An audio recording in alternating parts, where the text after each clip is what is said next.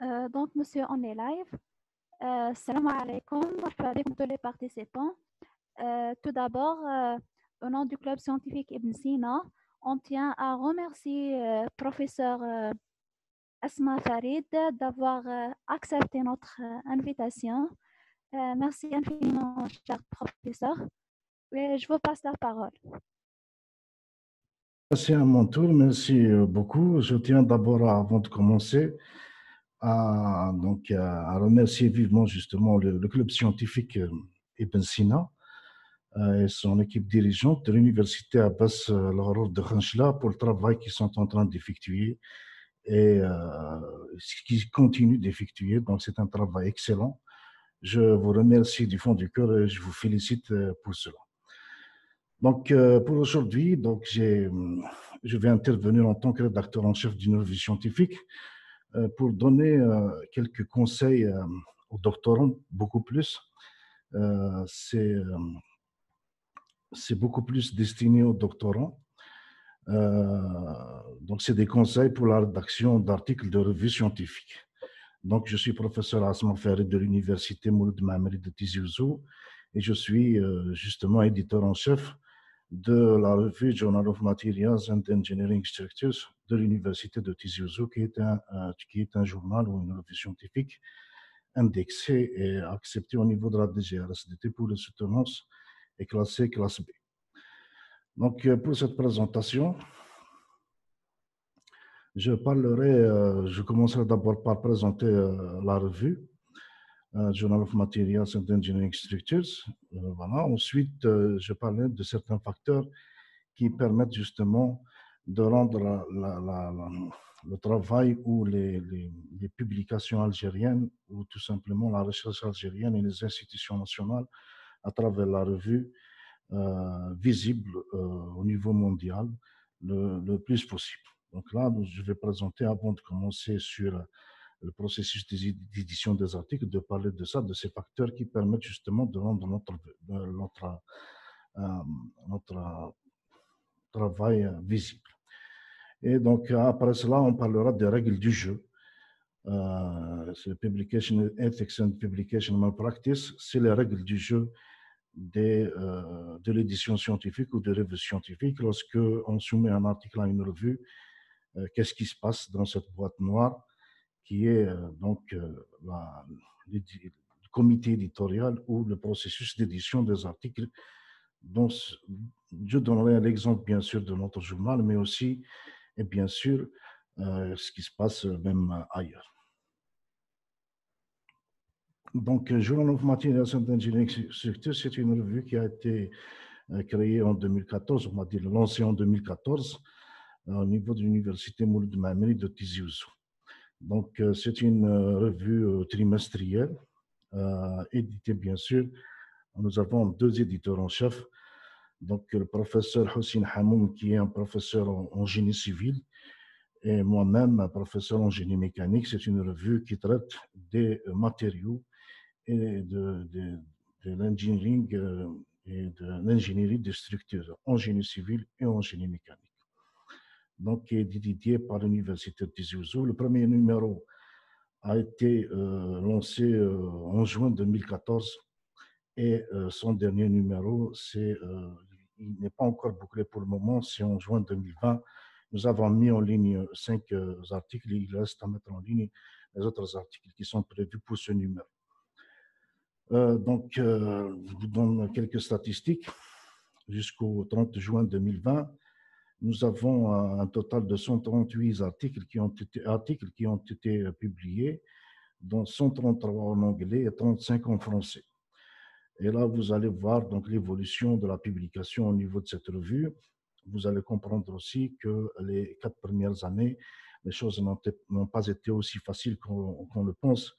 Donc, en 2014, on avait publié à peine 13 ou 14, juste pour 3 numéros. 2015 aussi, moins de 20. 2016 et 2017, ça tourne entre 20 et moins. Et c'est à partir de l'année 2017 où les choses se sont éclaircies et la revue a été indexée dans certains organismes et a été évaluée, que les choses se sont améliorées et que nous avons commencé à publier encore plus. 32 en 2018, 48 en 2019 et on prévoit de publier aussi 48 pour cette année 2020. On s'attachera beaucoup plus sur la qualité. On publie bien sûr beaucoup plus en anglais qu'en français. Donc, les citations dans Google Scholar au 30 juin 2020, la même chose. Vous allez remarquer bien sûr en 2015, comme il n'y avait pas beaucoup d'articles qui ont été publiés en 2014, il n'y a pas beaucoup de citations, ni en 2015 ni en 2016. C'était 6 citations en 2015-2016, un peu plus en 2017, et c'est à partir de là que nous avons commencé à être cités et que la revue est devenue visible. Là, c'est très important depuis 2017 où la revue a été indexée dans Directory of Open Access Journal, j'en parlerai tout à l'heure, que les choses se sont améliorées, que la revue devient visible et nous voyons aussi la courbe qui est croissante, heureusement. Donc 2019, il y a soixantaine de citations et 2020, les 6 premiers mois, nous avons 51 citations, déjà plus que l'année complète de 2018. Donc là, c'est Google Scholar. Par rapport à Scopus, qui est un organisme d'indexation aussi de revues scientifiques qui est très important, la même chose, les choses n'ont pas été faciles les premières années où il n'y avait pas beaucoup d'articles.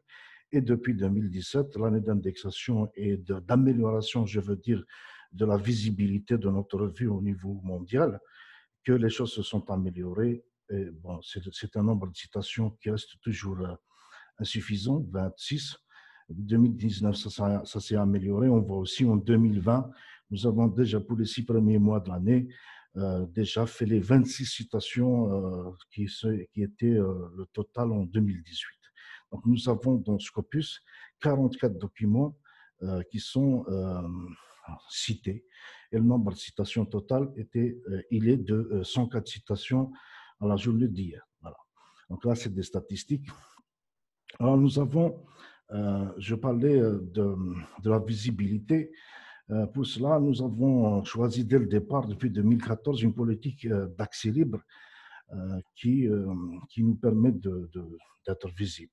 Alors, donc, cette revue fournit l'accès libre immédiat à son contenu, se basant sur le principe de rendre la recherche disponible au public gratuitement et facilite un plus grand échange du savoir à l'échelle planétaire. Donc, ce qui est important ici, donc, dès le départ, nous avons adopté la politique d'accès libre, une licence d'accès libre.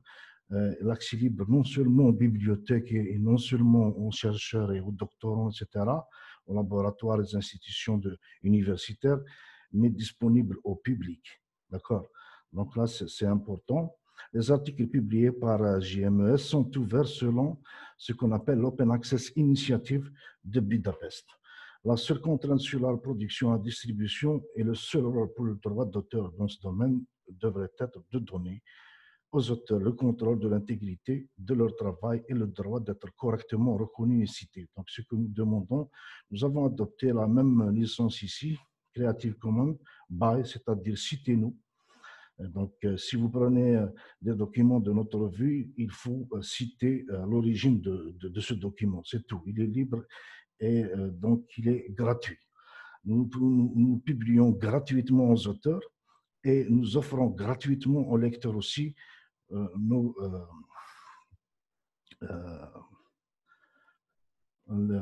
documents, d'accord? Alors, qu'est-ce que c'est que cette Open Archive Initiative? En fait, c'est des métadonnées.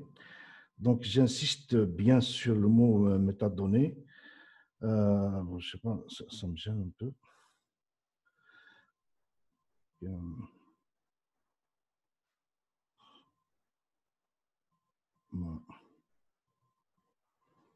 Bon, j'insiste sur les métadonnées, attention. Donc, nous avons un système d'Open Archive Initiative, nos données, nos métadonnées, tout ce que nous avons comme données pour chacun de nos articles est transmis. Nous sommes donc un data provider dont la toile, justement, de l'Open Archive Initiative, nous offrons nos informations, l'information de nos articles, c'est-à-dire les métadonnées. Je reviendrai assez souvent sur ce mot de métadonnées. pour le partager avec des services de harvesting, c'est-à-dire ceux qui enregistrent et archivent aussi, comme les archives opaques, open public, ce qu'on appelle les bibliothèques ouvertes. Donc, c'est ce qui est très important. Donc, dès le départ, à la création, au lancement de la revue, nous avons, je ne sais pas comment masquer, voilà. Nous avons, dès le départ, au lancement de la revue en 2014, nous avons partagé nos métadonnées au niveau mondial, bien sûr, pour ceux qui veulent les utiliser. Donc, nous, on les met sur la toile, on les met à la disposition du monde. Et puis, bien sûr, c'est des bibliothèques qui choisissent de les partager eux aussi, ou bien non. Voilà. Donc, c'est l'Open Archive Initiative. Il y a aussi, pour les revues scientifiques, un autre principe qu'on appelle donc lot of copies keep stuff. Attention, lot of copies keep stuff safe, c'est-à-dire la pérennité de nos documents que nous publions. Vous devez savoir que lorsqu'une revue est en ligne seulement, notre revue n'est pas en format papier. Donc, nous avons juste sur Internet une existence sur Internet. Et pour justement assurer cette existence, pour que cette existence continue, c'est-à-dire soit pérenne, nous devons sauvegarder quelque part nos données. Donc, Journal of Materials and Engineering Structures est préservé dans le système de Public Knowledge Project Preservation Network. Donc, il y a le PKP-PLN à chaque fois qui enregistre automatiquement nos articles, il les sauvegarde. Et bien sûr, PKP, c'est-à-dire le Public Knowledge Project, fournit l'accès au contenu préservé après un événement déclencheur, c'est-à-dire si nous perdons nos données, si notre serveur crash ou si on perd nos données, on va simplement contacter le Public Knowledge Project pour nous donner ce qu'il a préservé de notre revue. Donc, pourquoi cette relation avec Public Knowledge Project? C'est tout simplement parce qu'il fournit des services de conservation pour toute revue Open Journal System, qui est un logiciel qui a publié au moins un article, donc qui est un logiciel de PKP, pour toutes les revues qui ont publié au moins un article et qui possèdent un ISSN et exécutent la version 2.4.8 ou supérieure. Donc, nous travaillons sur une plateforme de type Open Journal System de Public Knowledge Project qui nous permet justement de préserver ces données. Donc, qu'est-ce qui se passe?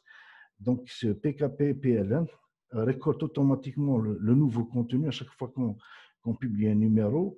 Et ce contenu des revues est enregistré et ajoute le contenu au Private Locks Network, tout simplement. Donc là, ça veut dire que nous avons assuré la pérennité de nos données, quelles que soient les conséquences. C'est le service LOCS, donc le PKP-PLN font partie tout simplement du réseau LOCS. Maintenant, je parlais tout à l'heure en présentant les données de la revue, de l'indexation et des métadonnées aussi. Donc, métadonnées, j'insiste beaucoup, c'est un paramètre qui intervient même dans l'édition scientifique, c'est-à-dire même lorsqu'on évalue les articles des doctorants, nous nous intéressons aussi à ces métadonnées. Alors, Journal of Materials and Engineering Structures est indexé dans Web of Science Clarivate Analytics, Master Journalist, mais c'est dans une liste qui est appelée Emerging Sources Citation Index. Donc, vous avez vu en 2017, à la fin de l'année, donc on a pu justement s'indexer dans cette liste grâce notamment à l'indexation vers le mois de mars en 2017 dans Directory of Open Access Journals. Alors, Directory of Open Access Journals, c'est quelque chose de très important.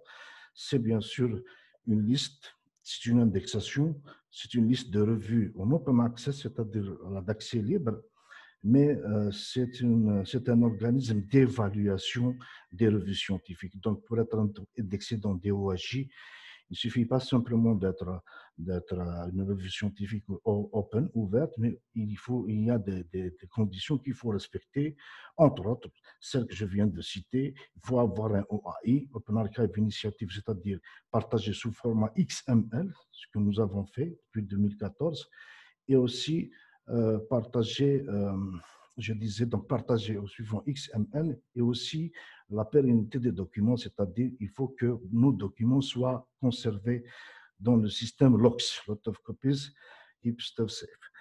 Ensuite, bien sûr, heureusement, nous sommes donc reconnus par la Direction générale de la recherche scientifique et du développement technologique du ministère de l'Enseignement supérieur en tant que revue de qualité B ou de rang B ou de classe B. Et enfin, Google Scholar, l'ami de tout le monde, il nous indexe automatiquement grâce au robot de Google qui entre dans le site chaque jour pour prendre les nouvelles informations à chaque fois et les partager au niveau mondial. Voilà. Donc là, c'est pour l'indexation. Et qu'est-ce qui est indexé? C'est les métadonnées, c'est le titre de l'article, de nos articles, c'est le résumé de nos articles, c'est la bibliographie de nos articles, c'est les mots-clés de nos articles, ainsi de suite. Donc, ce sont des données qui sont partagées au niveau mondial. Donc, j'insiste surtout sur DOAJ. Pourquoi? Parce que DOAJ, ça nous a permis de faire connaître notre revue à travers le monde. Donc, DOAJ a permis à JMES d'intégrer la bibliothèque des grandes universités aux États-Unis, que ce soit aux États-Unis, en Australie, en Angleterre, en Chine, en Afrique du Sud. Donc, grâce à DOAJ, la revue JMES existe, est visible dans des bibliothèques très importantes. Voilà. Maintenant, le processus d'évaluation par les pairs. Donc, je vais définir bien sûr les règles du jeu avant de commencer à parler sur ce qui concerne l'article lui-même. Donc, nous effectuons avec JMES un examen aveugle par les pairs. Aveugle par les pairs, ça veut dire que l'évaluateur ou l'examinateur ou le reviewer connaît l'auteur, mais l'auteur ne connaît pas l'évaluateur. Donc, il y a un examen aveugle, il y a un examen double aveugle. Nous avons opté pour l'examen aveugle, c'est-à-dire le reviewer connaît l'auteur. Donc, les rédacteurs, d'abord, dans un premier temps, fournissent un soutien administratif qui permet à JMES de maintenir autant que possible l'intégrité de l'examen par les pairs. On fait tout de notre mieux pour que cet examen soit dans les normes, tout en offrant un traitement aussi rapide et une efficacité maximale, parce que les auteurs sont tout le temps pressés, les examinateurs et les rédacteurs. Alors, les articles soumis à JMES seront pleinement étudiés par au moins 2 experts, comme pour la plupart des revues. Il y a des revues qui utilisent automatiquement 3, et choisis par les rédacteurs en chef. Donc, dans un premier temps, les rédacteurs décident est-ce que l'article va être évalué ou pas. Donc, c'est la première décision est prise par les rédacteurs en chef. Est-ce qu'ils vont donner la chance à cet article d'être évalué ou pas? Est-ce qu'il est rejeté dès le départ? Ensuite, ils auront décidé à la fin, après évaluation, s'il y a lieu, de décider d'accepter, de rejeter ou de demander des corrections ou des révisions en se basant sur les commentaires qui ont été reçus. Alors, les éditeurs aussi décideront pour chaque soumission si la recherche est bien menée, c'est-à-dire il n'y a pas de malpraxis, avec des conclusions soutenues par les données présentées dans le document. Donc, quelquefois, on trouve des conclusions qui ne reflètent pas réellement le contenu des articles. Là, c'est juste une petite remarque de départ. Alors, un autre critère pour que la revue soit indexée aussi, comme dans DOAJ ou dans Scopus, dans Thomson Reuters, il faut adhérer à COP, qui est Committee on Publication Ethics. Donc, COP, qui est à l'origine d'Elsevier, il définit les règles du jeu de l'édition scientifique. Donc, Publication Ethics and Publication Malpractice, les présentes déclarations que je vais vous donner sont basées sur les meilleures pratiques de Committee on Publication Ethics pour les rédacteurs en chef de revues et sur les politiques d'Elsevier existantes. Donc, JMES, donc là, si vous voulez voir les guidelines de ce lien, journal JMES s'engage à maintenir les normes éthiques les plus élevées afin de fournir à nos lecteurs une revue académique de haute qualité. Elle est guidée par certains principes que je vais vous donner tout de suite, justement. Donc, nous avons des principes pour les auteurs, pour les éditeurs et pour les examinateurs, évaluateurs ou reviewers. L'auteur, avant de soumettre son article, doit s'assurer qu'il y a une originalité. Quand il s'agit bien sûr d'un article de recherche, parce qu'il y a plusieurs types d'articles. Donc, un article présente le résultat d'un travail original. Deuxièmement, les sources des idées, des mots dans le manuscrit qui ne sont pas les leurs doivent être correctement attribués par des citations appropriées. Non seulement qui ne sont pas les leurs, mais même si c'est leurs idées qui ont été déjà publiées dans d'autres articles avant, ils doivent être correctement cités. Donc ça c'est important, c'est le deuxième point qui guide justement les règles du jeu de coop. Le plagiat, bien sûr, vous le savez tous, constitue un comportement de publication contraire à l'éthique. Il est inacceptable. Les auteurs ne doivent pas soumettre pour examen dans une autre revue un article déjà publié. Donc maintenant, avec les moyens de communication sur Internet, je veux dire beaucoup plus en utilisant les logiciels de plagiat, les systèmes sont liés entre eux. Beaucoup de revues scientifiques sont liées entre elles.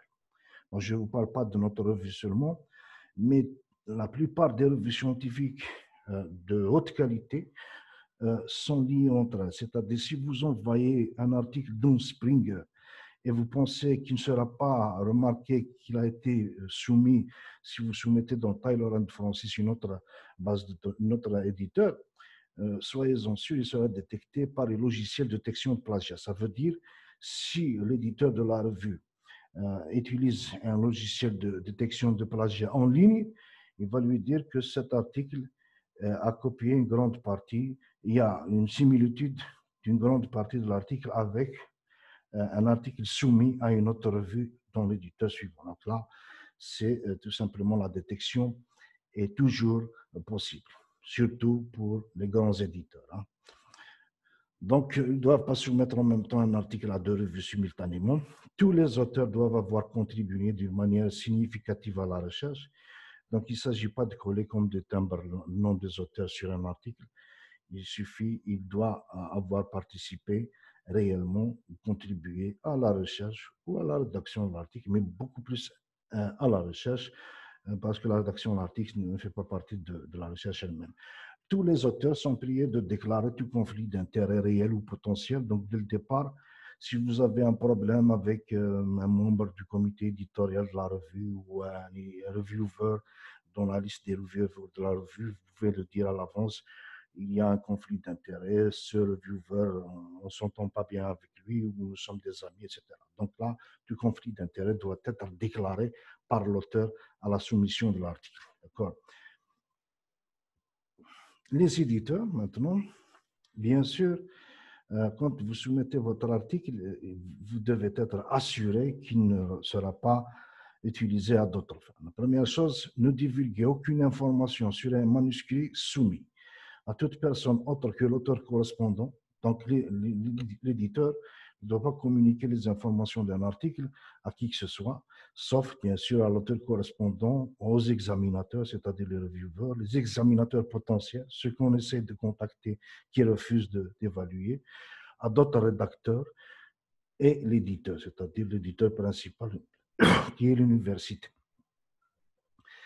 Évaluer exclusivement sur la base de leur mérite académique, bien sûr. Quand on évalue un article, on n'évalue que l'article, on ne va pas évaluer la personne.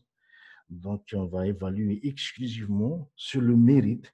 Ce n'est pas parce que c'est un tel ou tel qui a fait l'article qu'on va l'évaluer autrement. C'est juste le travail académique qui est évalué. Doit prendre des mesures adéquates lorsque des plaintes éthiques sont présentées concernant un article soumis ou publié. Donc, lorsque quelqu'un se plaint d'un article qui a été soumis à notre revue, on doit prendre les mesures adéquates. Et même pour les articles qui ont été déjà publiés, s'il y a une plainte, on doit aussi intervenir et remettre les choses dans leur contexte, dans leur droit. Ignorer tout article qui enfreint les exigences légales concernant la diffamation, la violation du droit d'auteur et le plagiat. Bien sûr, si vous envoyez un article et vous ajoutez des choses qui sont gênantes, donc on le mettra de côté. On ne va pas l'évaluer, on ne va même pas lui donner de l'importance. Je ne sais pas si ça commence à bloquer. Donc, ignorer tout article, excusez-moi, qui enfreint les exigences légales concernant la diffamation, la violation du droit d'auteur et le plagiat. Au cas où les éditeurs décident de ne pas publier un travail, le manuscrit ne devrait pas être utilisé à d'autres fins. Bien sûr, on ne va pas l'exploiter, on ne va pas le donner à quelqu'un d'autre, il sera dans le secret. Ne doit pas avoir de participation dans les auteurs, donc si c'est l'éditeur qui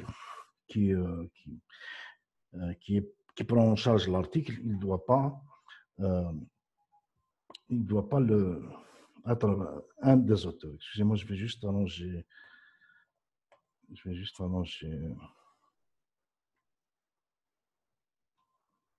Auteur, éditeur. Voilà, très bien. Je disais, au cas où les éditeurs décident de ne pas publier un article, le manuscrit ne devrait pas être utilisé à d'autres fins, ne doit pas avoir de participation dans les auteurs, et identifier et empêcher la publication d'une inconduite de recherche si on remarque bien sûr des choses qui sont anormales dans l'article ou des falsifications, bien sûr, on va pas le publier.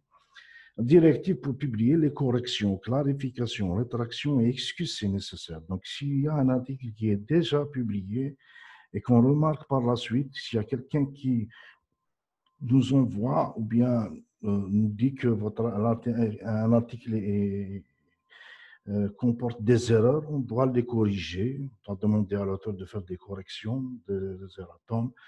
On va expliquer aussi aux autres si les choses ne sont pas exactement sur ce qu'ils ont écrit.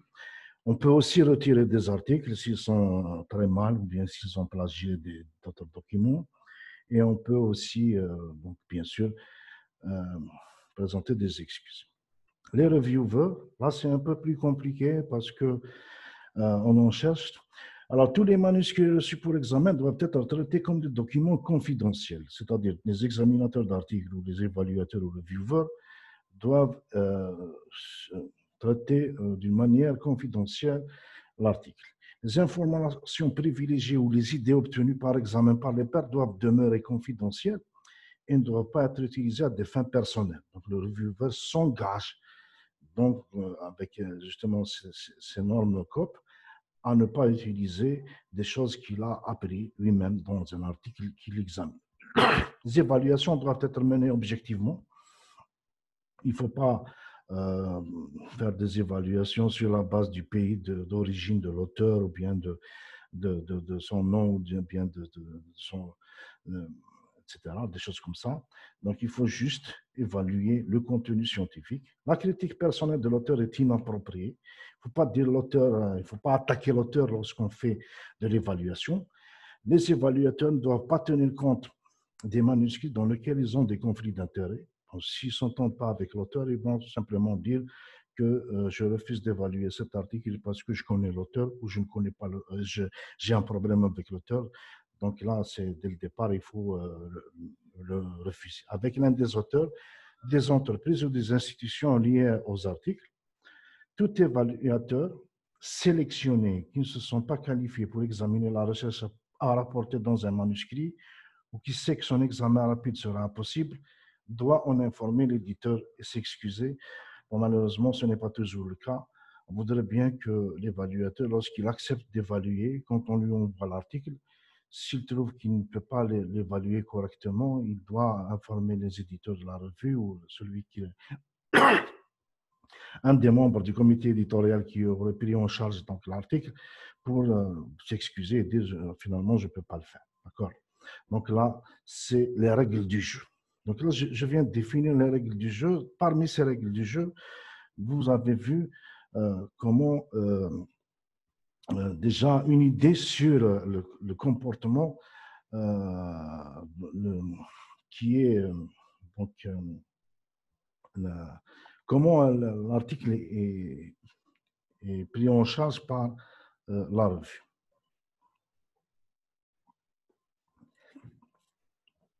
Donc, avant de parler de l'article lui-même, de tous ces éléments, la première question qui se pose, pourquoi publier? Donc, principalement, c'est pour diffuser son travail et participer à l'effort de recherche dans le domaine. Quelqu'un veut publier pour faire avancer les choses, participer à l'avancement des sciences. Il peut aussi publier pour se faire connaître dans sa communauté de recherche. Je publie mes résultats de recherche pour me faire une place dans justement le monde de la recherche. Je peux publier aussi pour prendre date et avoir un droit sur une découverte majeure. Si je trouve quelque chose, je la publie rapidement dans un short paper ou dans une communication pour dire cette méthode ou ce résultat m'appartient à partir d'aujourd'hui, donc la date de publication ou de communication. Donc on publie pour prendre date et avoir un droit sur une découverte, mais assez souvent, c'est pour soutenir une thèse de doctorat ou une habilitation universitaire. Donc on publie dans cet objectif. C'est légitime, c'est tout à fait normal, parce que c'est une condition sine qua non pour soutenir. Donc, soutenir pour une thèse de doctorat ou une habilitation universitaire, ça peut aussi servir, ça sert aussi dans l'avancement, dans la carrière, c'est des intérêts aussi financiers, donc on cherche à avancer dans la carrière. Donc, je disais, se faire connaître, je ne sais pas si vous entendez bien, ça va? Est-ce que ma connexion est bonne? Quelqu'un peut répondre?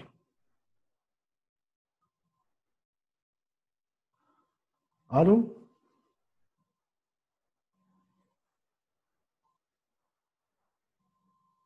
Ok, je continue. Donc, il faut faire On vous attention. entend. Merci Taïba. Donc, si les résultats du travail de recherche peuvent faire l'objet d'un brevet d'invention, toute publication ou divulgation avant le dépôt de la demande de brevet est à éviter. Donc, on peut rendre date et avoir un droit sur une découverte, mais si cette découverte nous permet de déposer un brevet d'invention, de préférence, il ne faut pas la publier, il faut d'abord déposer le brevet d'invention, et dès que la demande de brevet est publiée, parce qu'elle va être publiée, votre demande de brevet, dès que votre demande de brevet est publiée en tant que demande de brevet, vous pouvez aussi publier l'article par la suite. Donc, il faut faire attention pour ceux qui veulent déposer des brevets d'invention. Alors, globalement, la structure d'un article de recherche, je vais parler de l'article de recherche, il y a plusieurs types de publications. Donc, aujourd'hui, ce sera donc l'article de recherche, research paper. La grande majorité des articles publiés dans des revues scientifiques aujourd'hui ont une structure très simple, avec quelques variantes. La plupart des articles utilisent un format IMRED. IMRED qui veut dire I, introduction, M, c'est méthodologie. C'est la méthode que vous avez utilisée pour arriver à vos résultats. C'est-à-dire que ça peut être quelque chose d'expérimental, ça peut être théorique, ça peut être de la conception, donc s'il y a de la conception, ça peut être aussi de la modélisation, tout dépend du domaine dans lequel vous publiez. C'est souvent expérimental pour les sciences expérimentales et théoriques pour les recherches fondamentales. Et ensuite, vous avez R&D. R&D qui veut dire résultat et discussion. Donc là, c'est l'écrit en français, mais résultat et discussion. Résultat et discussion, et puis conclusion. Voilà la forme d'un article si on veut faire des choses simples.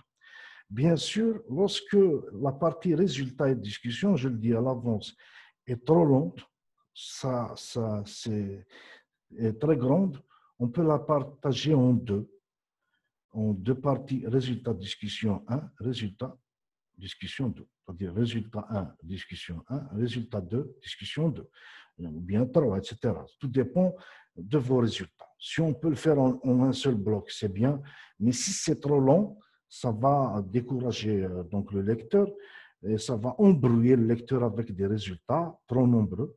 Donc, il faut la partager en plusieurs. Donc, c'est IMRED avec les résultats de discussion qui peuvent être répartis en plusieurs étapes. Voilà. Alors, je vais vous parler de l'édition des articles, de l'intitulé jusqu'aux références bibliographiques, les problèmes que nous rencontrons. La première chose, c'est la soumission. Dans la soumission, c'est le nombre d'auteurs. Assez souvent, tout dépend des spécialités, bien sûr, et des disciplines. Assez souvent, le nombre d'auteurs tourne autour de 2 à 5.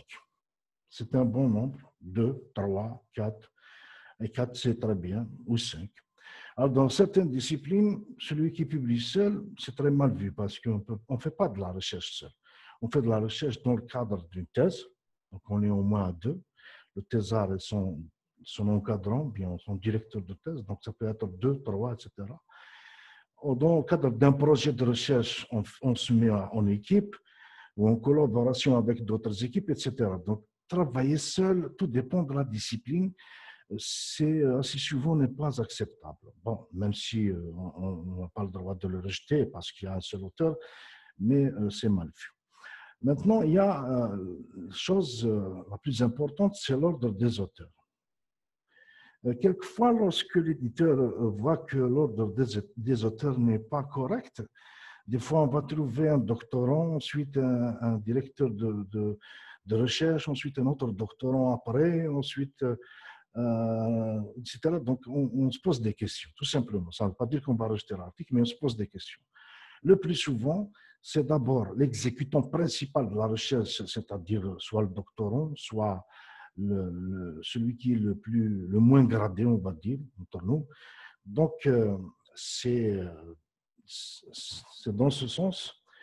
Donc, d'abord, celui qui exécute, on va dire le doctorant, son encadrant par la suite, son directeur de thèse après, son co-directeur de thèse, etc.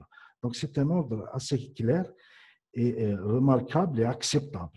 Mais quand on trouve des mélanges, on se pose des questions, tout simplement. Ça ne veut pas dire qu'on va le jeter, mais on se pose des questions. Il y a aussi la relation entre les erreurs d'inattention et le nombre de co-auteurs.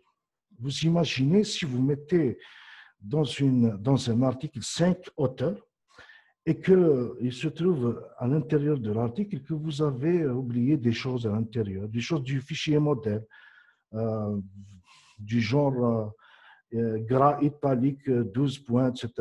C'est des choses que vous aurez oubliées du fichier modèle ou des choses, des phrases qui ne sont pas correctes ou des phrases d'une autre langue. Ça veut dire quoi? Ça veut dire qu'en fait, il n'y a qu'un seul qui a fait l'article. Ça veut dire qu'il y a un seul qui a lu l'article. Mais s'il y a des erreurs d'inattention et qu'il y a beaucoup de co-auteurs, on va se dire, bon, comment ça, ils sont co-auteurs, ils n'ont pas lu l'article. Donc, ils n'ont pas donné d'importance au contenu de l'article. Là aussi, ça nous gêne. On va se dire, est-ce que réellement, ces gens-là sont informés qu'ils ont soumis cet article? Ensuite, après ça, qui doit soumettre l'article? Bon, théoriquement, je vais vous le dire, théoriquement, n'importe qui peut soumettre l'article. C'est tout à fait normal. Ce sont des personnes qui vont intervenir sur Internet pour soumettre l'article. Mais oui, mais pour nous, lorsque c'est le doctorant qui soumet l'article ou l'exécutant, le moins gradé qui soumet l'article, on va se dire, alors là, donc c'est son directeur de recherche n'a pas voulu se soumettre lui-même parce qu'il ne veut pas qu'on lui rejette à lui. Ça veut dire, ça le gêne qu'on lui rejette l'article. Donc, c'est pour ça qu'on va dire, on préfère que l'article soit soumis par le directeur de recherche. Vous voyez? Donc, si le directeur de recherche soumet l'article, on se dira, il s'engage pleinement. Ça veut dire qu'il a participé pleinement dans la rédaction de l'article, il est sûr. Et pour nous, ça veut dire qu'il a été déjà examiné par une personne dans le domaine, spécialiste dans le domaine et reconnu dans le domaine. C'est comme si c'était un premier reviewer avant de commencer l'évaluation et on va lui donner plus de chances parce que c'est l'encadreur ou le plus gradé qui, je parle de grade, donc il soumet. Il y a ensuite le renseignement des formulaires de soumission. Il y a des gens qui soumettent des articles avec, en remplissant rapidement tous les espaces qu'il y a, nom, prénom, ensuite l'adresse email uso, et ensuite des espaces cimériens, etc. On va se dire, bon, il n'a pas rempli correctement déjà le formulaire de soumission, comment il a fait ce travail. D'accord? Donc, c'est gênant. Ça nous donne intérieurement une répulsion vis-à-vis de l'article par rapport au mauvais remplissage des formulaires de soumission. Il y a aussi dans le formulaire de soumission, quelquefois, bien souvent, un espace où vous pouvez écrire quelque chose à l'éditeur en chef. C'est très important. Écrivez quelque chose, dites à l'éditeur en chef que ce travail est original, que ce travail n'est pas soumis ailleurs, que ce travail est fait dans le cadre d'une recherche ou d'une thèse, etc. Donc, adressez-vous à l'éditeur en chef, mettez l'éditeur en chef en confiance, dites-lui que ce travail est bien fait et il est aussi fait dans un cadre bien défini. Et enfin, tous les auteurs doivent avoir contribué de manière significative à la recherche, pas seulement à la rédaction de l'article. Là, c'est la première chose, c'est la soumission déjà. Okay? La deuxième chose, c'est l'intitulé qui représente une entité des métadonnées. La première chose, l'intitulé de l'article, le titre de l'article, il doit attirer. Pour nous, on voudrait bien avoir un titre qui attire. Lorsque quelqu'un fait une recherche sur Internet et lorsqu'il trouve parmi la liste des résultats votre titre, on voudrait bien qu'il clique dessus. Première chose, l'intitulé doit attirer. Il doit surtout, bien sûr, décrire le contenu de l'article. Donc, le titre de l'article sera lu par la plupart des lecteurs et c'est souvent le titre qui déterminera si le reste sera lu. Il doit décrire spécifiquement le contenu de l'article. Donc, il doit décrire bien le contenu de l'article. Il doit aussi attirer, bien sûr, pour qu'il puisse être lu. C'est souvent le titre qui pousse le lecteur, quand il fait une recherche, à lire l'abstract. Il voit d'abord le titre, ensuite il clique dessus, il va lire le résumé. Alors, le titre ne doit pas être très long, donc évitez de faire plus de 12 mots. On peut faire 12, 13, 14, etc. Bon, mais il ne faut pas que ce soit trop long. Il ne faut pas faire 3 lignes ou 4 lignes ou 5 lignes. Donc, voilà. Évitez aussi les abréviations non usuelles. Vous mettez des abréviations, ensuite vous les définissez à l'intérieur du texte, ça, ce n'est pas normal. Donc, évitez les abréviations qui ne sont pas usuelles dans le titre. Alors, ce qu'on rencontre plus souvent dans l'intitulé, d'abord la reprise de l'intitulé d'un mémoire ou d'une thèse. Des fois, on nous envoie un article, et je cherche le titre sur Internet, je trouve qu'il y a un mémoire de master qui a été soutenu il y a 8 ans et qui a le même titre. Ça veut dire que le travail est effectué il y a 8 ans et on voit à la revue. Donc là, automatiquement, on ne lui donne aucune chance. Des fois, on trouve que c'est un intitulé d'une thèse doctorale, etc. Donc, on voit l'année, on va éviter de reprendre l'intitulé d'un mémoire ou d'une thèse. Des fois, on a des titres qui font 3 lignes ou plus. Là, je viens de le dire, éviter, pas trop long. Des fois, l'intitulé en français ne concorde pas avec l'intitulé en anglais. Ça veut dire qu'il a juste traduit comme ça rapidement. Des fois, l'intitulé est très général. Quand on met un intitulé très général, bon, on ne comprend pas ce qu'il contient. Je répète encore une fois, l'intitulé, c'est un indice et ça fait partie des métadonnées. On le partage avec les bibliothèques mondiales, au niveau mondial. Donc, le titre ne doit pas être très général, d'accord? Du genre, on va dire, construction en génie civil. Bon, là, ce n'est pas possible, ça veut tout dire et rien dire. Ensuite, ne concorde pas avec le contenu de l'article. Bien sûr, il faut qu'il exprime exactement le plus proche possible du contenu de l'article. C'est important. Il y a aussi quelquefois des auteurs qui changent l'intitulé sans justificatif. Donc, si vous voulez changer d'intitulé, c'est après évaluation et c'est après proposition des évaluateurs ou si vous voulez changer, il faut aussi demander, expliquer pourquoi. D'accord? La même chose pour le classement des auteurs, il ne faut pas oublier, la même chose pour le classement des auteurs. Si vous classez les auteurs au départ à la soumission, vous ne pourrez plus changer. Sauf Si on vous demande de grandes modifications, vous pouvez justifier, mais le plus souvent, il est refusé. On ne change pas l'ordre des auteurs et on n'ajoute pas un auteur et on ne supprime pas un auteur. D'accord? C'est fixe dès le départ. Le résumé, bon, la même chose par rapport au résumé, excusez-moi. Le résumé aussi fait partie des métadonnées. Donc, je disais tout à l'heure, après le titre, c'est le résumé. Ça veut dire quoi? Le résumé, c'est ce qui sera lu avant de lire l'article. Donc, il sera lu seul, qui va représenter l'article au complet. Donc, le but du résumé est de permettre au lecteur de déterminer avec une analyse très rapide de quoi parle votre article. Comment vous l'avez fait, ce que vous avez découvert. Donc, je le répète, le résumé est lu seul. Donc, ce n'est pas une introduction. Le résumé n'est pas une introduction. Et le résumé remplace l'article. Il est présenté aux lecteurs qui décideront de lire l'article. Je répète encore une fois, quand quelqu'un fait une recherche sur Internet, il trouve le titre de votre article, il va cliquer dessus, et quand il clique dessus, il va aller vers une page de la revue où il va trouver le résumé et les références bibliographiques. Et sur le résumé, il va lire le résumé. Et c'est à la lecture du résumé qu'il va décider est-ce qu'il va télécharger l'article ou non. Est-ce qu'il va le télécharger parce que bon, pour nous, c'est gratuit. Mais assez souvent, le téléchargement est payant. Même si ce n'est pas vous-même qui payez, c'est toujours payant. Donc, le lecteur va décider est-ce qu'il va télécharger l'article ou pas. Donc, on voudrait bien que ce résumé attire, pousse le lecteur à lire l'article. Et comment il doit le faire, je vais vous expliquer. Donc, quelque chose, les erreurs à éviter d'abord avant de commencer la description, il ne faut pas mettre de référence à des figures ou des équations ou des références bibliographiques. Le résumé est lu seul.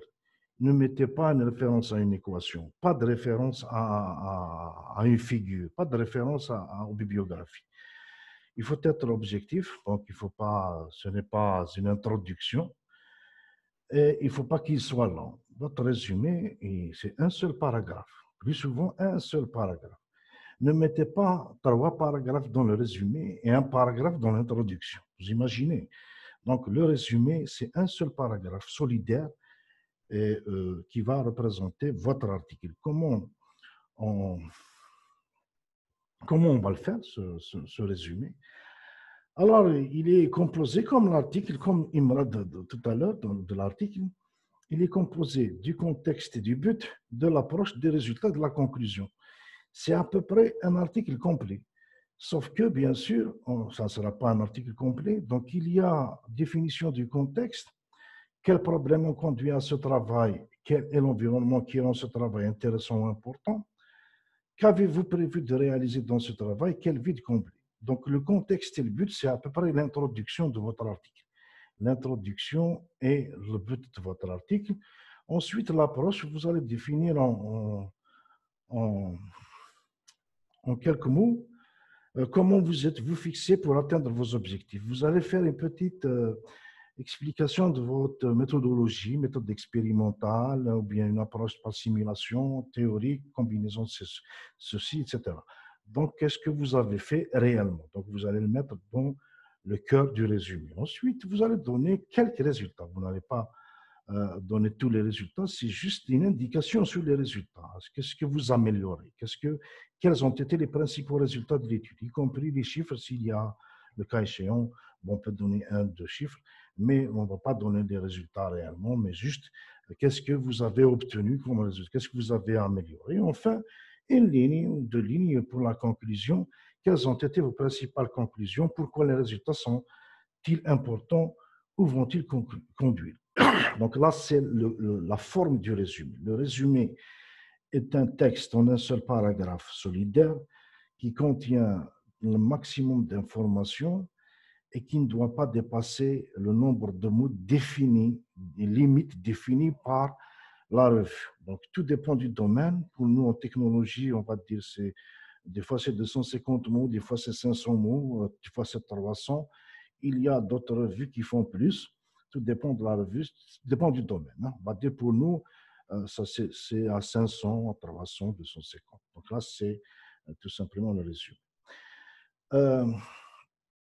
Donc, pour finir avec le résumé, je reprends encore une fois. Après le titre, c'est le résumé. Le titre va attirer, le résumé va pousser le lecteur à télécharger l'article, voilà, et à lire l'article. Donc, ce n'est pas la même chose. Le résumé, en fait, quand on rédige un article et quand on lit l'article, ce n'est pas la même chose. Alors, les mots-clés.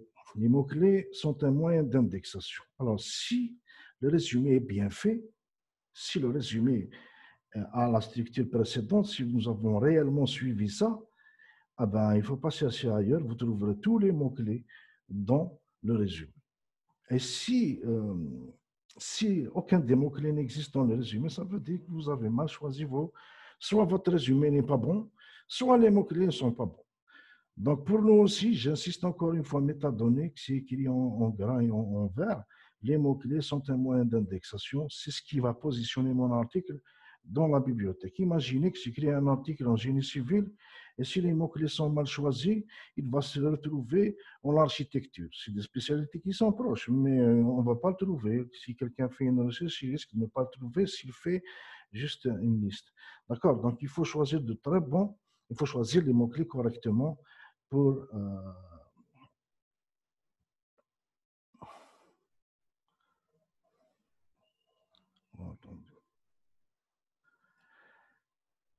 alors, mal choisi, des mots-clés semblables, la même chose. Donc, si on vous demande 4 mots-clés, et si vous me donnez 3 fois le même mot synonyme, ça revient au même. Donc, il faut que ce soit différent. Des abréviations non usuelles. Dans les mots-clés, il faut éviter les abréviations le plus possible, sauf si c'est des abréviations très utilisées. Des fois, des mots-clés composés de plus de 3 mots. Alors, on lui demande un mot-clé, il nous donne une phrase. C'est trop. Donc, il faut bien choisir ces mots-clés. Ce n'est pas des phrases. Je répète encore une fois, c'est des éléments de méthodologie. L'introduction.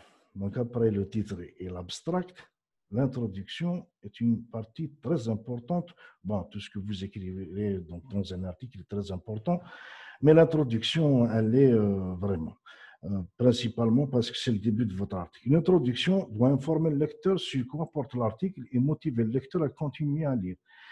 Donc, si quelqu'un fait une recherche sur Internet et sur la liste, il lit le titre de votre article, si le titre de votre article l'attire, il va cliquer dessus, il va aller dans le site de la revue, il va lire l'abstract. Si l'abstract le pousse, lui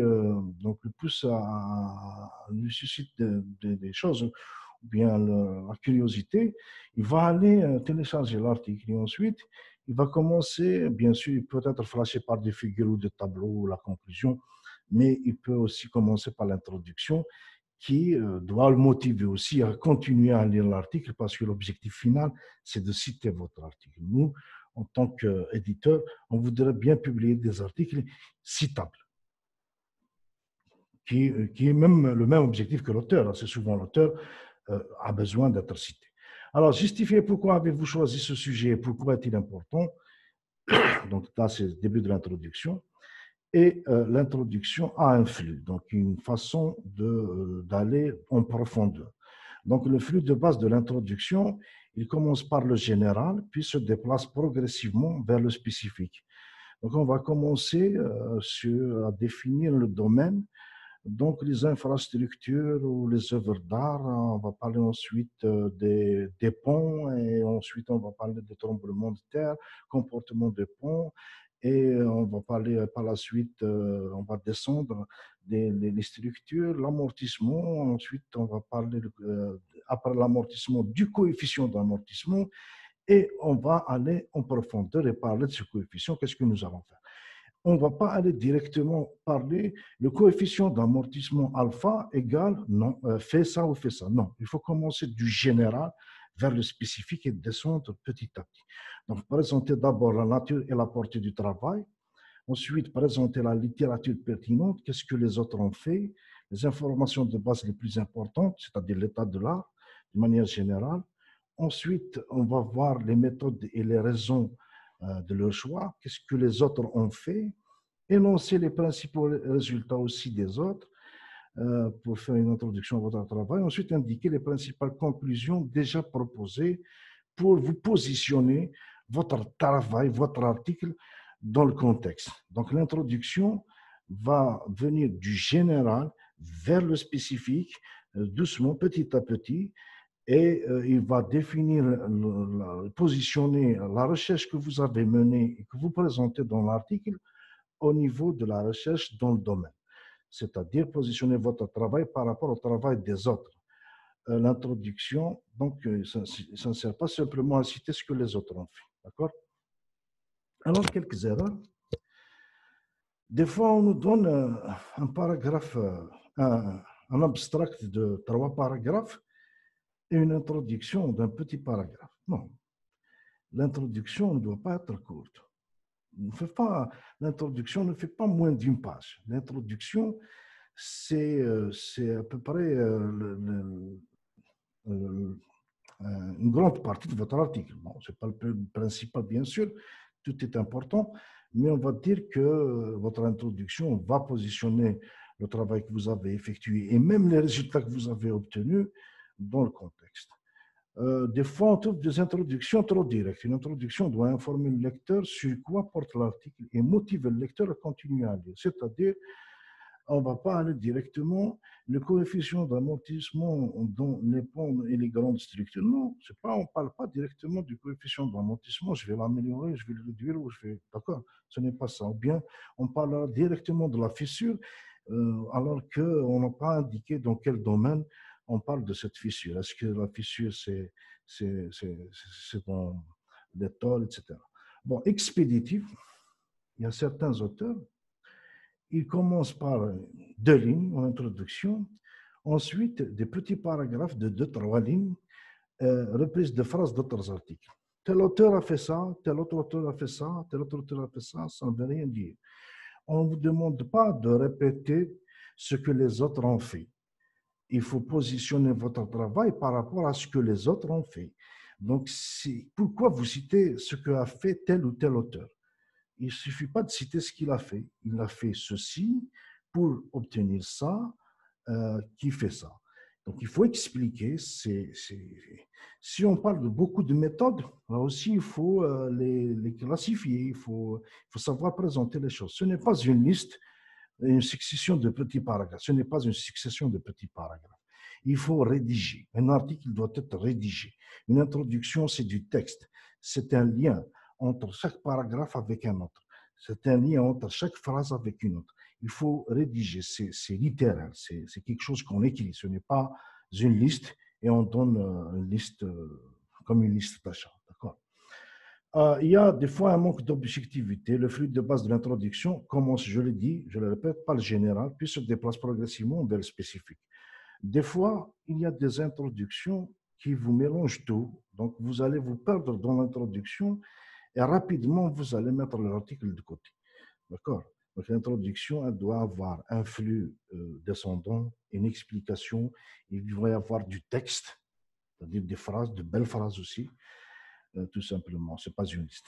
N'est pas lié à la suite du texte. L'introduction, c'est l'introduction à ce que vous avez fait. Il doit y avoir une relation entre votre introduction et votre travail. Donc, après l'introduction, il y a ce qu'on appelle la méthodologie. Donc, vous allez préparer le lecteur à la partie qui va suivre. D'accord? Il faut lier votre introduction. Il doit y avoir une relation avec la suite de l'article. Maintenant, le corps de l'article. Le corps de l'article, on avait dit, il y a la méthodologie. Alors, la section où l'auteur décrit comment l'étude a été menée, c'est la section principale.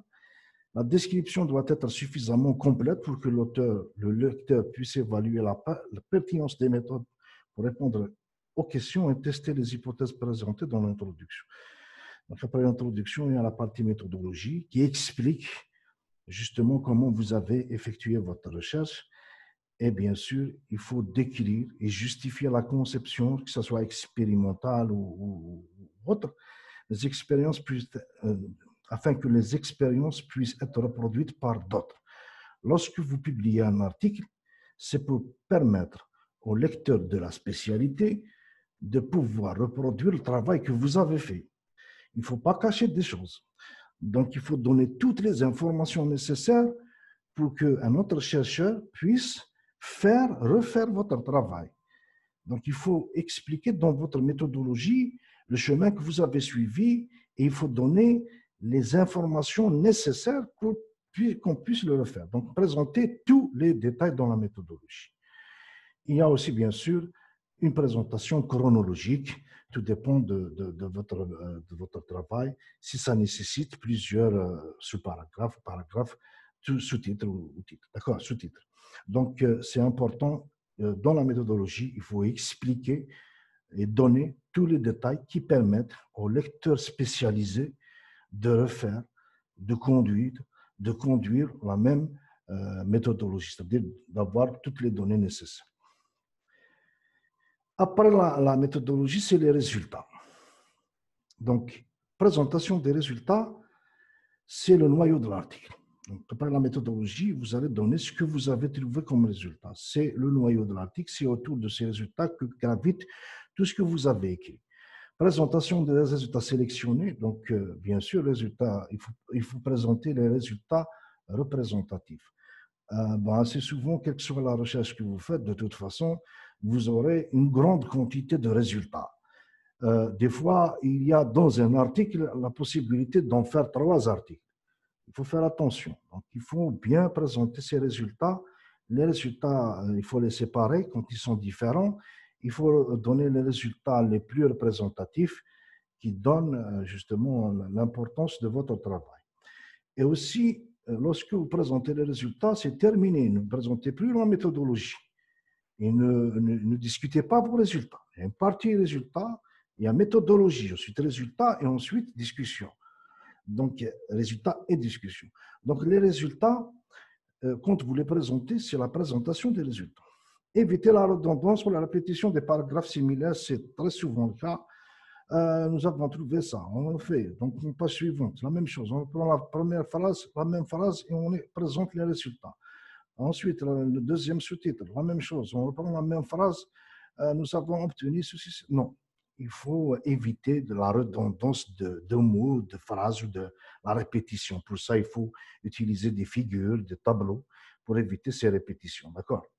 Les résultats ne doivent pas être interprétés l'un après l'autre. Non. Il y a la section interprétation et discussion qui va venir juste après. Donc, suivra juste après. Donc, il ne faut pas qu'il y ait un mélange. Pas de méthodologie, pas de discussion ou d'interprétation. C'est juste la présentation des résultats. Il faut avoir justement l'art de les présenter. Et surtout, je l'écris en rouge, pas de référence bibliographique. Si c'est vraiment vos résultats, et vous ne faites aucune référence à un article, même si c'est votre article, sauf si pour indiquer que vous améliorez les résultats de votre ancien article. D'accord.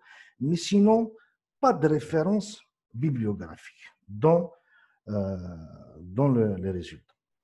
C'est très important. Ensuite, toujours dans le corps de l'article, la discussion.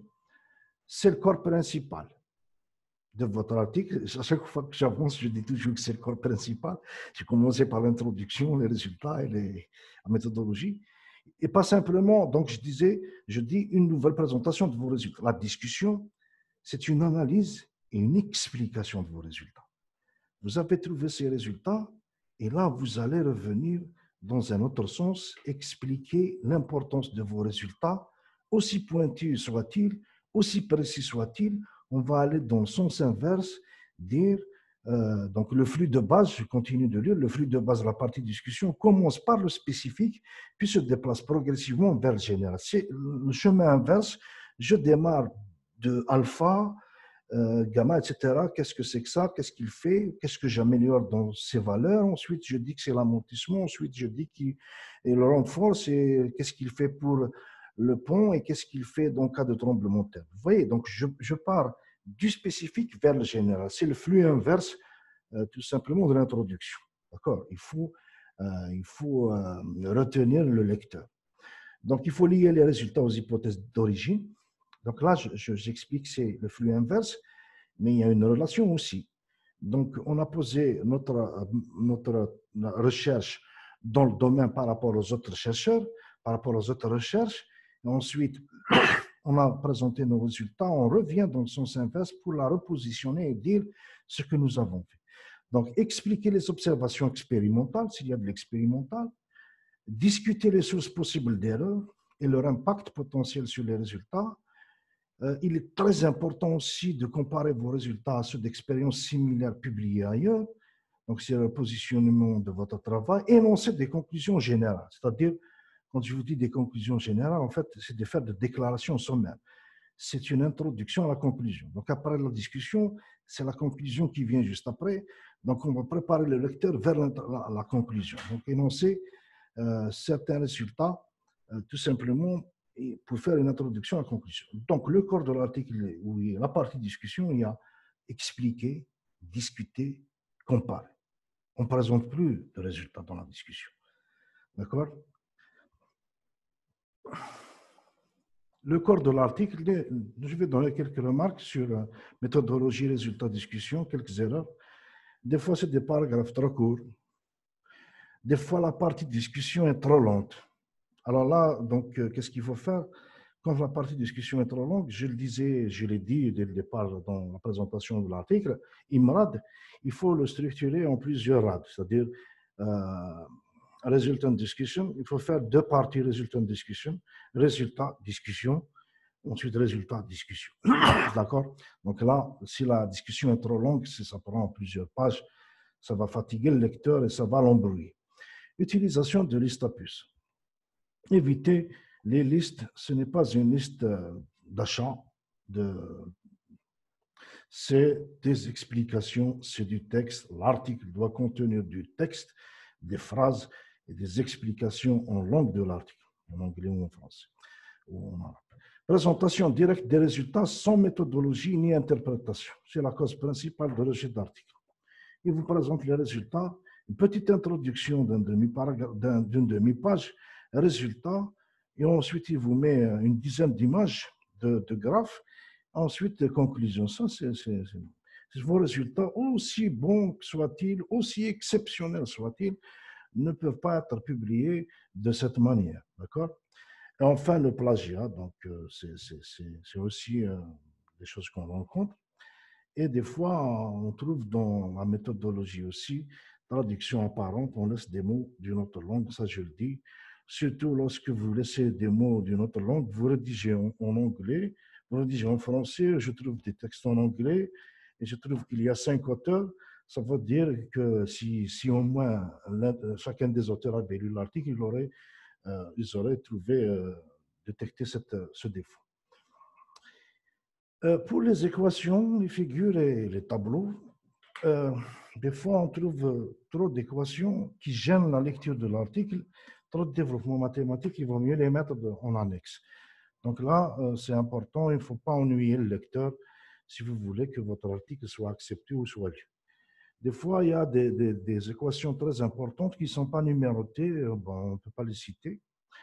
Des fois, on ne respecte pas le modèle de la revue.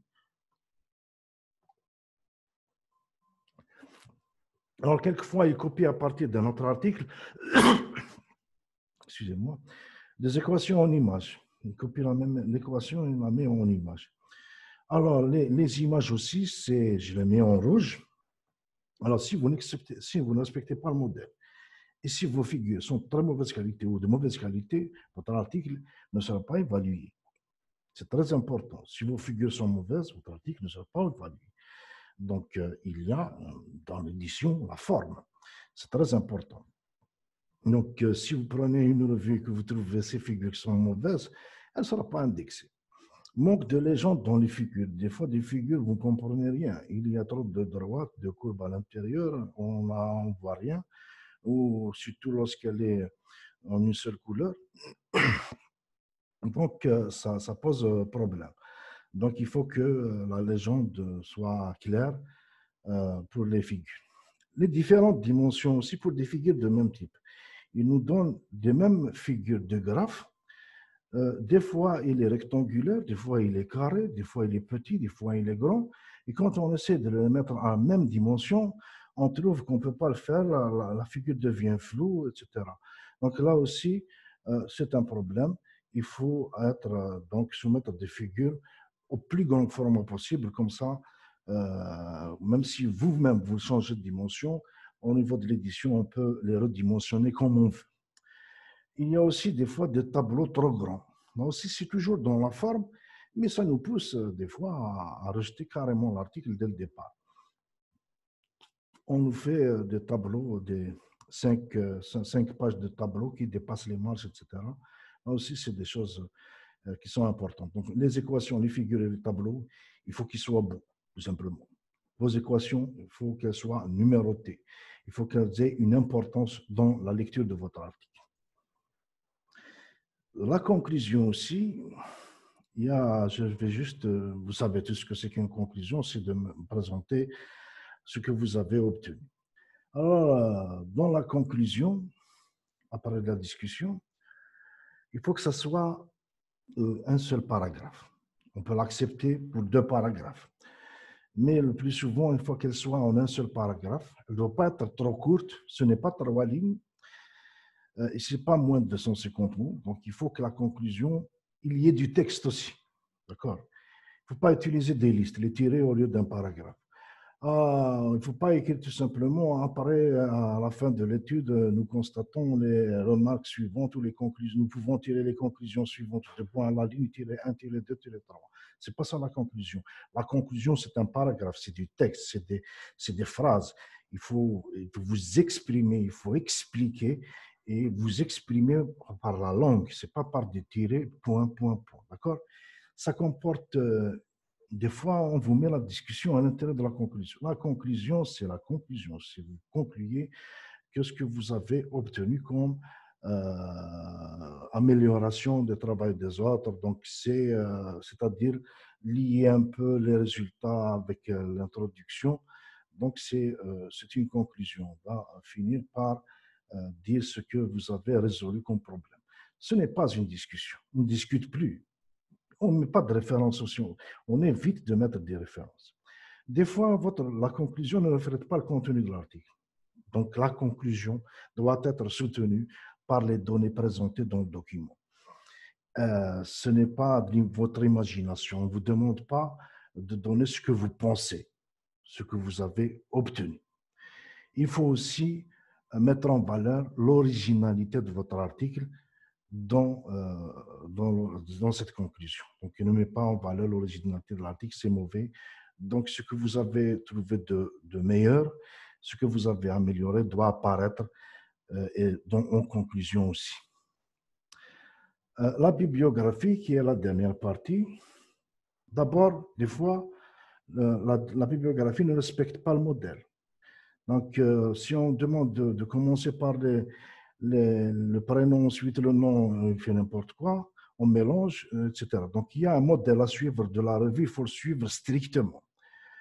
Le nombre de références, il ne faut pas faire trop peu, il ne faut pas faire trop aussi. Alors, plus de 30 ou moins de 10, on commence à se poser des questions. Donc, si vous écrivez un article de 16 pages avec à la fin une référence de 3 articles, ça veut dire, bon, vous avez travaillé seul, vous n'avez aucune référence. Des fois aussi, on nous donne des fausses références ou incomplètes. Je dis aussi 30. Alors, ça, je parle du nombre, c'est pour les articles de recherche, hein, parce qu'il y a des review papers, c'est-à-dire les articles d'état de l'art, c'est tout à fait différent, c'est un nombre beaucoup plus important. Alors, des fois, on donne de fausses références, incomplètes. Ils vous donnent le nom juste, le titre, la revue. Ils vous donnent ni l'année, ni le numéro. Donc, des fois, ils vous donnent le nom qui est juste, le titre qui est faux. Des fois, ils vous donnent un titre correct et les auteurs, ce n'est pas les mêmes, etc. Donc là, c'est un mélange. Et malheureusement, on rencontre souvent ce genre de problème de fausses références. Bon, pour les grandes revues, les grands éditeurs, vous savez, on introduit les références une à une et il y a un système qui vous répond est-ce que cette référence est acceptable ou pas, est-ce qu'elle existe ou pas. Ils vont vous proposer de choisir s'il y a un amalgame entre deux références, d'accord? Donc, pour nous, ce n'est pas le cas. Pour beaucoup de revues aussi, ce n'est pas le cas. Donc, des fois, on fait des références à des sites de vulgarisation, des cours non publiés, Wikipédia. Non, un article de recherche, ne faites pas référence à un cours. Un article de recherche, c'est de la recherche. On ne fait pas référence au cours de son directeur de recherche ou de thèse. On ne fait pas référence à un cours qui n'est pas publié. On ne fait pas référence à un site de vulgarisation, enfin rarement, sauf si on explique des choses. Et tout dépend aussi du domaine. Attention, parce qu'il y a des domaines où on peut mettre des choses comme ça. Et puis, si c'est ce que nous étudions, donc si on étudie, par exemple, Wikipédia, qu'est-ce qu'il fait, donc on peut le citer.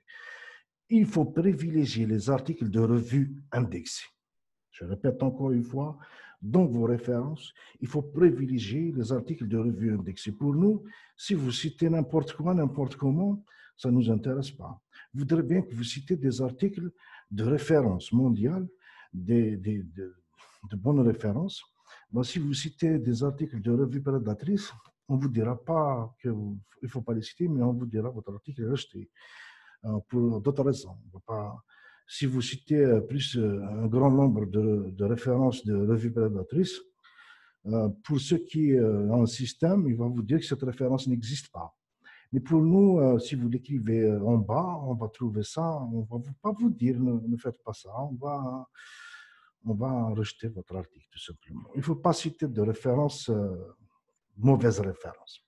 Il y a aussi de l'autocitation. Ce n'est pas parce que vous voulez que vous soyez cité que vous allez prendre la liste de tous les articles que vous avez publiés depuis votre naissance et les citer dans un seul article. Non. Il ne faut pas citer plus de 10%.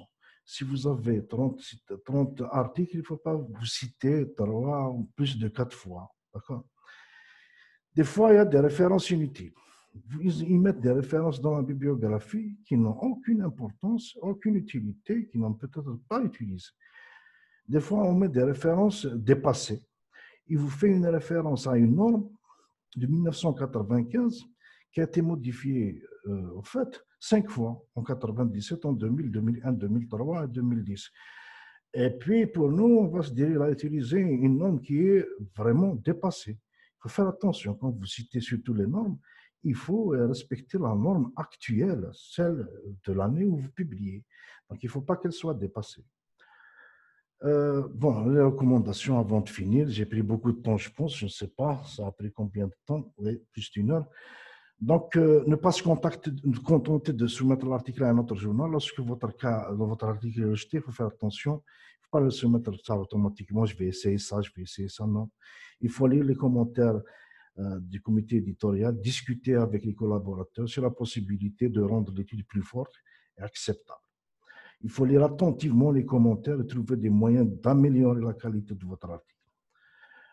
Il faut ajouter des choses à votre article. Peut-être si vous ajoutez une petite chose, ça peut améliorer grandement.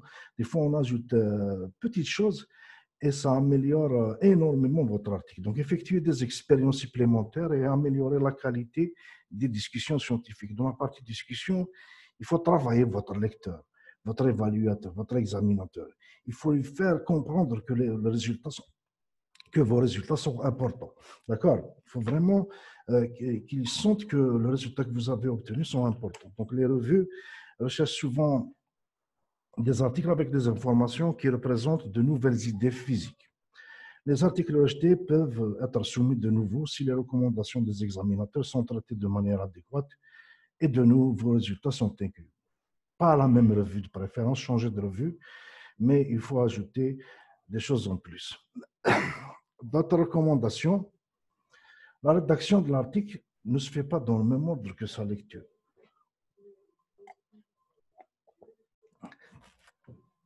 Donc, il faut lire et faire lire l'article plusieurs fois avant sa soumission. Dès que vous soumettez votre article, il risque d'être rejeté. Soyez sûr de ce que vous soumettez, il faut lire, relire, pas seul. Donc, si vous lisez, vous écrivez vous-même, vous lisez vous-même, vous corrigez vous-même, les commentaires ne font rien, vous n'allez pas avoir une bonne vision. Donc, il faut faire lire votre article, même avec des auteurs, d'autres personnes qui ne sont pas parmi vos auteurs. Ne pas se précipiter vers la soumission d'articles, allez-y doucement, il ne faut pas se presser parce qu'il y a ça, c'est ma dernière année d'inscription, etc. Allez-y doucement, faites votre travail correctement et les choses vont venir toutes seules. Nous souhaitons aussi que les auteurs algériens prennent conscience de l'utilité des métadonnées dans la visibilité des institutions et de leur classement.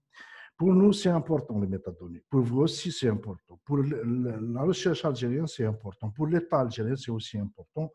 Donc, ces métadonnées doivent être bien explicitées pour vos articles.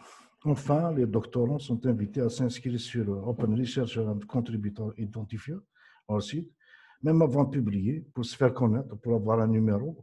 Maintenant, la plupart des revues vous demandent ce numéro Open Research and Contributor Identifier.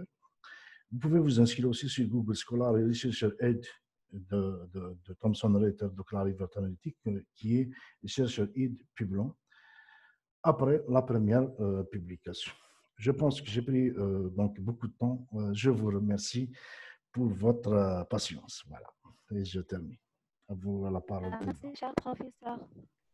C'était une conférence très bénéfique.